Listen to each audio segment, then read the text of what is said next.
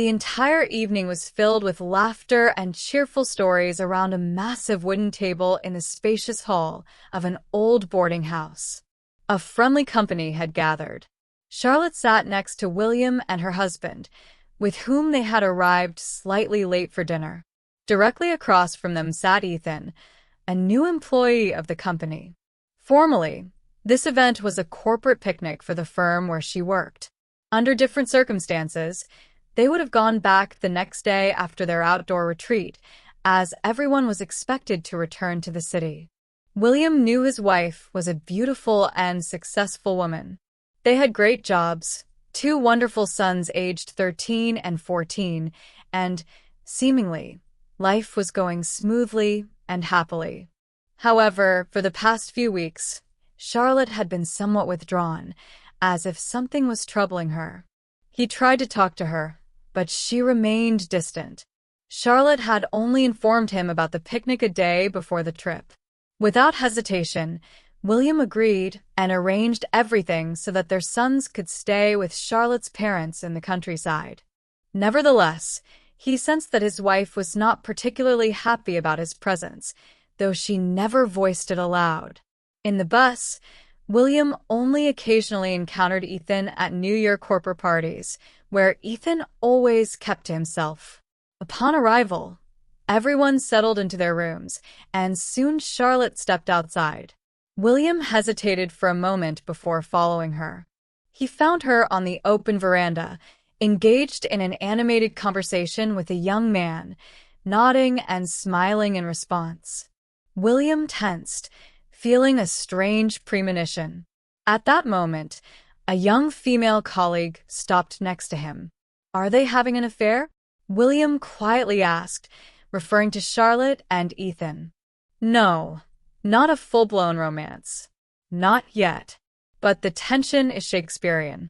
Though both are not free, everything is still at the level of conversations. Well, you can understand him. His paperwork approval depends on her, and she keeps making corrections," the colleague answered with a slight smile. "And who is his wife?" William inquired. "Madeline. She works in another company. I've seen her a couple of times. A pretty woman. Well, I should go. My husband is waiting," she added with a light chuckle. "And you are?" "Isabella. But I'm married." "Nice to meet you." "I'm William, and I'm not free either," he said reservedly, concealing his inner tension. Receiving this information, William understood what this trip could lead to if he had not come with Charlotte. From that moment on, he stayed by his wife's side at all times, despite her obvious dissatisfaction. As the evening progressed, conversations filled the air, but the tension was palpable.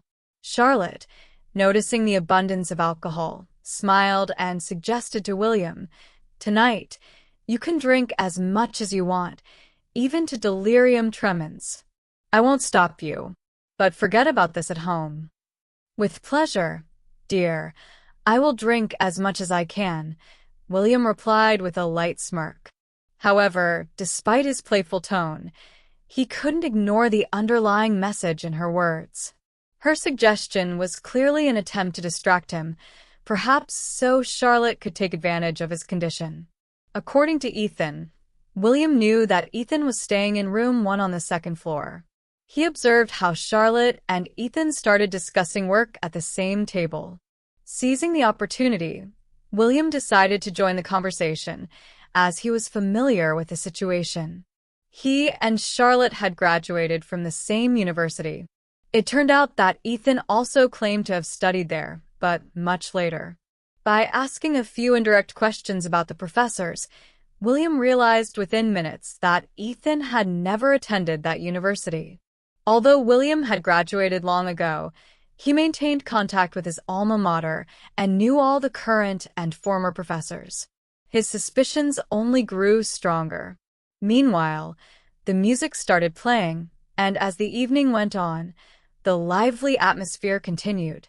At some point, William carefully examined the music equipment, adjusted something, and switched some wires. The music suddenly stopped. An hour later, The guests started retreating to their rooms. Charlotte turned to her husband with light irony. Well, shall we go? I see you won't make it to the room by yourself. Charlotte, let me help you, Ethan offered, standing up. But William, with a completely sober voice, replied, No need to escort me. I'm not drunk. Are you sure? Can you walk on your own? Charlotte doubted. Of course. Do you think I need to be carried? He countered with a smirk. I'm completely sober. Surprising, but you drank so much. Charlotte shook her head. They sat for a while longer at the nearly empty table. Ethan left for his room, and William and Charlotte also went to theirs. As soon as they got back, they went to bed, but William couldn't sleep. When Charlotte quietly got up, put on her robe, and headed for the door, he asked, Where are you going? You're not asleep? She asked, sitting on the bed. I can't sleep either. I want to get some fresh air. William put on a tracksuit and followed his wife. They stepped out onto the porch together. Ethan was sitting on a bench, smoking. Seeing Charlotte, he brightened up, but his joy quickly faded when William followed her outside. You can't sleep either, Ethan? William asked calmly. Just decided to have a cigarette before bed. Relax a bit, Ethan muttered, slightly embarrassed. Smoking is bad, you know, William said with a cold smirk. I know, but I don't smoke often. Only good cigarettes. Good ones? I'm not sure those exist. They all slowly, but surely kill the body. By the way, why didn't you bring Madeline with you? William suddenly changed the topic. Madeline. Ethan repeated, slightly raising an eyebrow in surprise. Yes, your wife, William continued with a smile. She would have definitely liked it here. By Charlotte's reaction, it was clear she had no idea that Ethan had a wife. However, William didn't stop there. Many people brought their kids here. We should have brought ours too, but we left them with their grandparents. What about you? Where did you leave yours? With my wife and her parents. They went to the seaside, Ethan replied, sounding slightly tense. All right, I finished my cigarette. I'm going to sleep. Good night. He quickly ended the conversation, clearly not wanting to delve into the topic. William and Charlotte wandered a bit more, gradually sinking into a deep sleep, lulled by the cool night air. She woke up to William gently stroking her head. Half asleep, she whispered. What are you doing?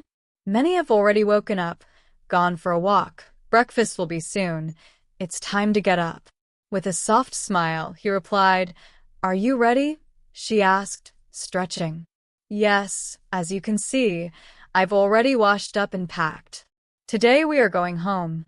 The time before departure passed unnoticed.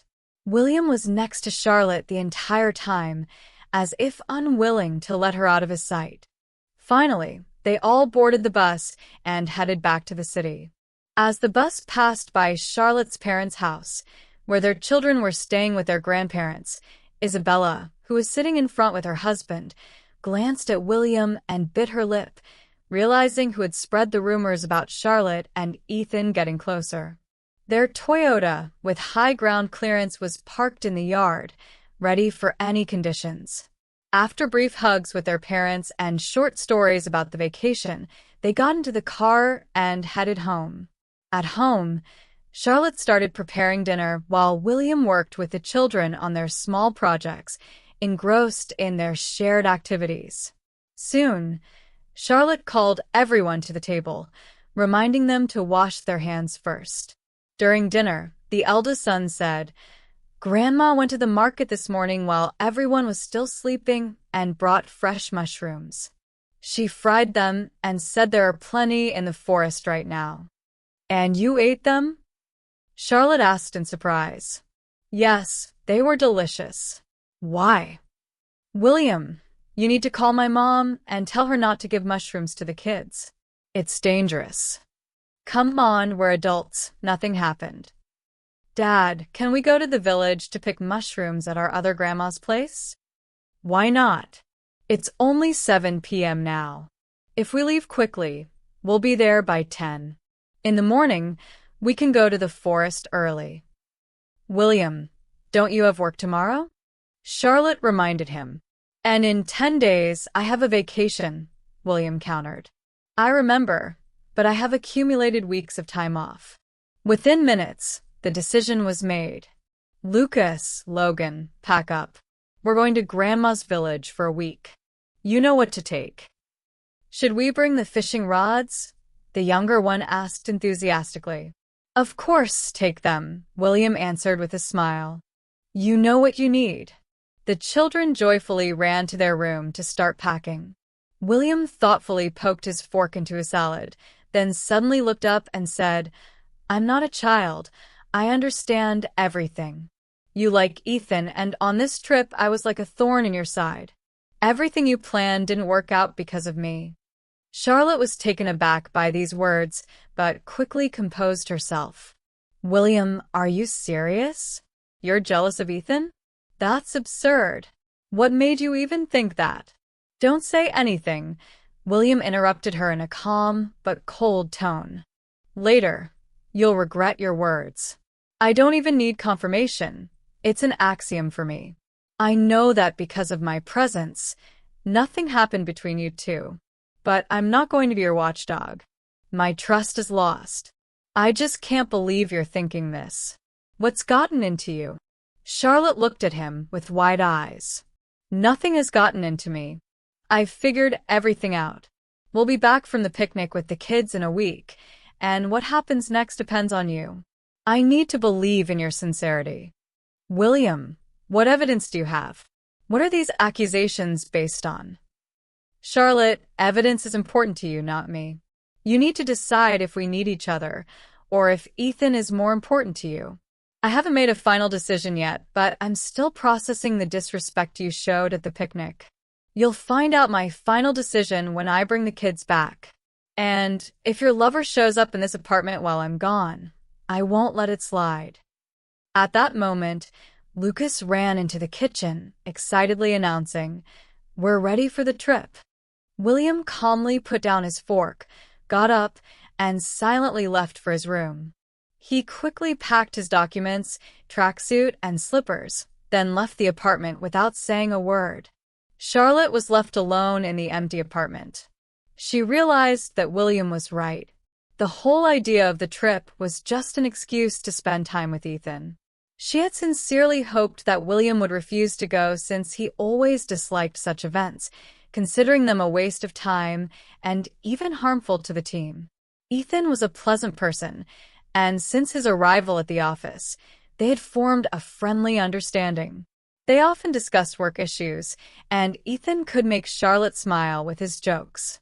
However, as she later realized, he sometimes lacked professional knowledge and got confused over basic concepts. Now William had issued an ultimatum, but she couldn't even imagine her life without him. Charlotte understood that William had no proof of her infidelity, but she also knew he didn't need any. How could she get out of this difficult situation? She didn't even need Ethan. Their interactions at the picnic were limited to light hugs and fleeting kisses. But when she arrived, she found out Ethan had arranged a separate room for himself. It was a clear hint, and she felt relieved that everything had fallen apart. Charlotte knew that their women's team always noticed everything, and she didn't want the situation to get out of control. After William left with the children, she stayed home alone, washed the dishes, and stood in front of the mirror, thinking about her marriage. Losing William was not an option for her. If there was even the slightest chance to save their relationship, Charlotte intended to take it. Meanwhile, William and the children, having gathered buckets and baskets, loaded everything into the car. William's father went with them. The untouched wilderness and the excitement of exploring forest trails thrilled the boys. The village where William's parents lived was like a second home to them, and they often visited. The local forests boasted a rich harvest of mushrooms, which Nathan immediately noted. This is a good year for mushrooms. The places here are so secluded that city folks never make it this far. Why? They don't know the way? Lucas asked. They do, but they're afraid of snakes. There are a lot of them here. Nathan winked at his son. Out of fear, even an ordinary grass snake may look like a viper. Though, to be fair, there are actual vipers here too. Look, one is basking in the sun. Seeing the snake, Lucas and Logan excitedly ran toward it. Where do you think you're going? Nathan said in a strict tone. Are you trying to catch that snake? Yeah. We want to take it home, to the city. Now, hold on. What have I taught you about the forest? We must not touch snakes, hedgehogs, or harm wolves and bears. The boys answered in unison. That's right. But do you really think you could handle a bear or a wolf? Well, no, we wouldn't harm them, Lucas protested. And what about a viper's deadly bite? Does that mean nothing to you? Can we at least catch a grass snake? No, we won't be catching anything. Just look at the viper, but don't get too close. As they were discussing the snake, it sensed danger and slithered away into the underbrush. They reached home without incident. Oh my, these will keep me busy till morning, said Josephine May upon seeing the mushrooms. Don't worry, Mom. We'll help. We'll all sit in the yard and clean them together, William assured her. And indeed, the whole family, along with their neighbor Eleanor, who had come to admire the unusual harvest, got to work, sorting, drying, and marinating the mushrooms. Despite the work, the family took turns having lunch, turning the process into a warm, communal activity. Around 7 p.m., Eleanor was still busy in the kitchen when, about 10 minutes after the last bus from the city arrived, the gate creaked open and Charlotte, William's wife, entered the house. She greeted everyone warmly and asked, "Where's William? Where are the boys?" "They went to the club," Eleanor replied, wiping her hands on her apron. "I thought they'd go to bed, but our club director showed up, found out William was here, and asked him to check their sound equipment. He said they bought it back in Soviet times, or maybe even the Stone Age. When William lived here before university, he used to fix it all the time.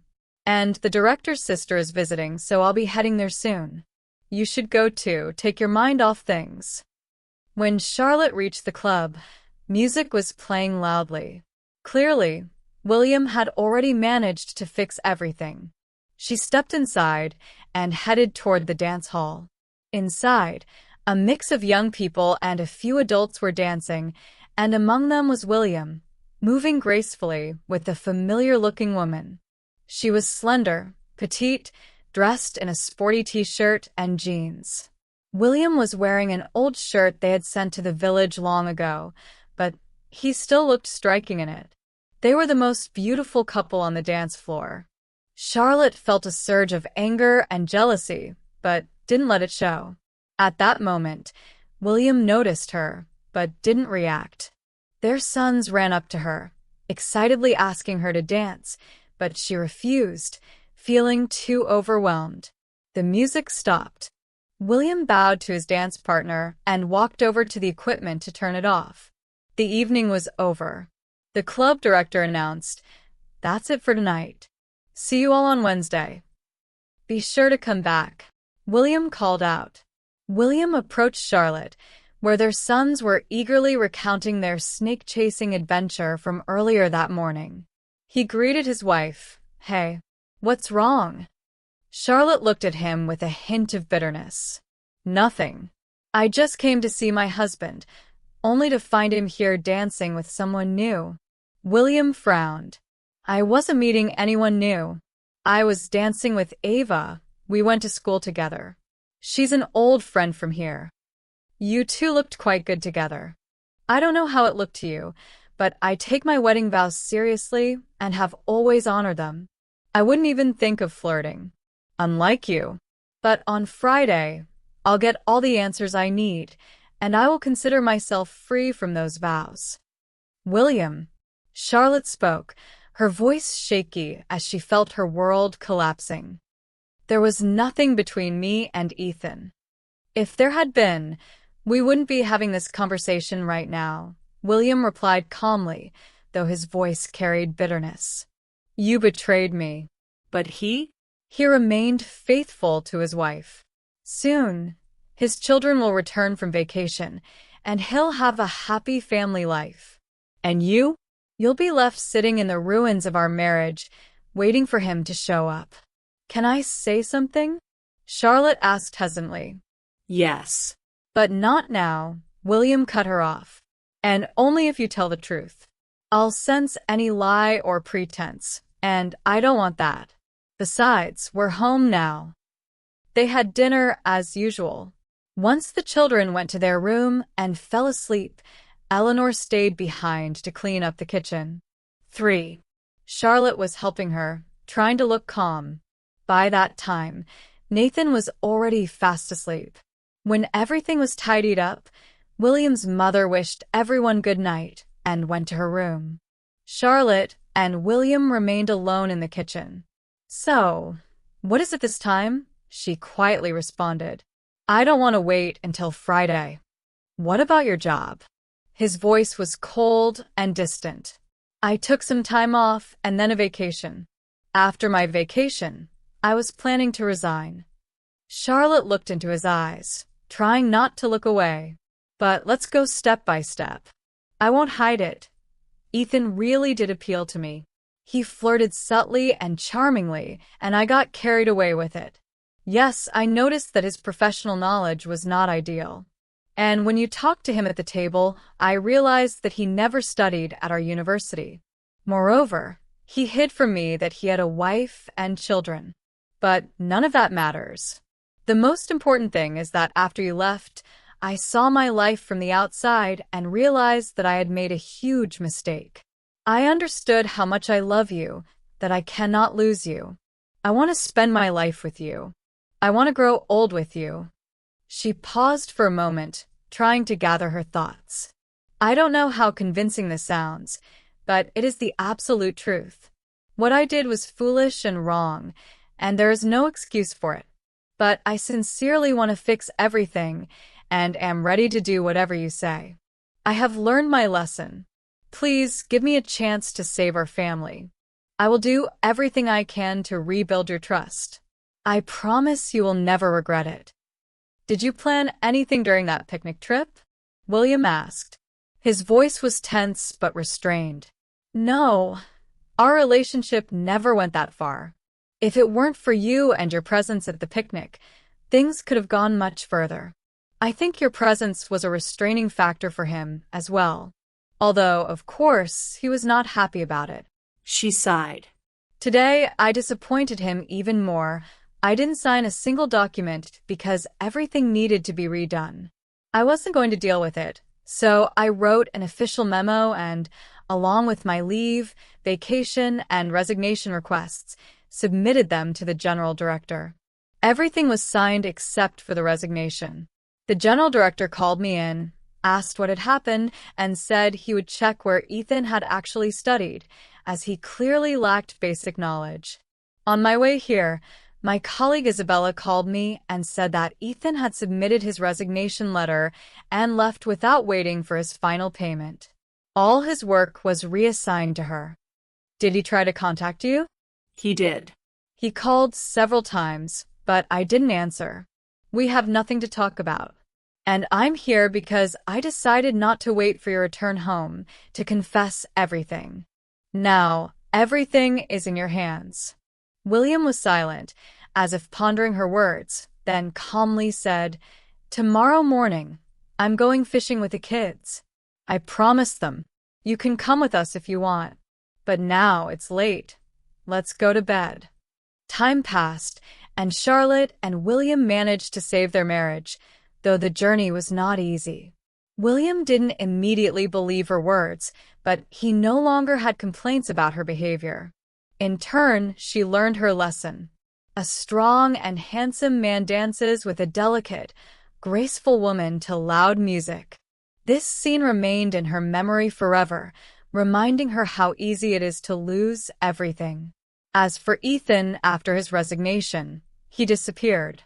His fate remained unknown for a long time. Eventually, it became known that his wife had filed a missing person report. A year and a half later, she divorced him. Ethan was legally declared missing. It also turned out that he had never studied at the university and had, for a while, worked as a laborer on a construction site.